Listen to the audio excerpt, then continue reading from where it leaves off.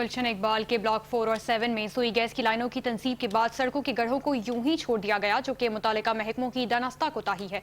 इस वक्त वहां 5 न्यूज के नुमाइंदे राशिद खान मौजूद हैं। मजीद उनसे जानेंगे। राशिद, अपडेट कीजिएगा कि इलाका मकीनों का क्या कहना है।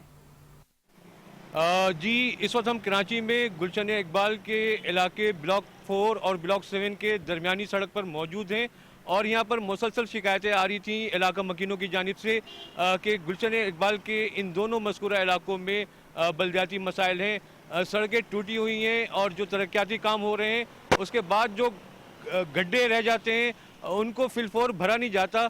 इसके अलावा सेवरेज के भी यहाँ पे हमने मसाइल देखे हैं और लोगों ने इस हवाले से 5 न्यूज़ से बात करते हुए ये कहा है कि कराची के दीगर इलाकों की तरह गुलशन इकबाल में भी बलदियाती मसाइल जो हैं वो बहुत ज़्यादा हैं और लोग इससे अजीरन हो चुके हैं। उनका ये कहना था कि जो सेवरेज का निज़ाम है वो पुराना और फरसुदा हो चुका है और कंप्लेन करने के बावजूद इस पर सुनवाई नहीं होती, कार्रवाई नहीं होती।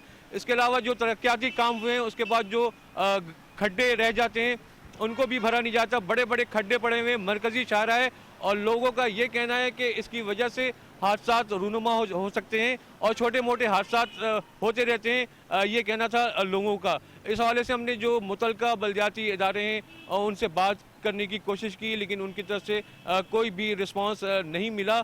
हमने इलाके का विज़िट किया है और यहाँ पर जो मसाइल हम देख रहे हैं कि काफ़ी टाइम से जो तरक्याती काम नहीं हुए और जो थोड़े बहुत हो भी रहे हैं तो उनमें भी एक करप्शन का एलिमेंट है। जो गैर मियारी सामान और मटेरियल जो है वो इस्तेमाल किया जा रहा है और इस हवाले से जो है वो जो तरक्याती काम होते हैं उसके बाद ये मसाइल दोबारा जो है वो रूनुमा हो जाते हैं। जी।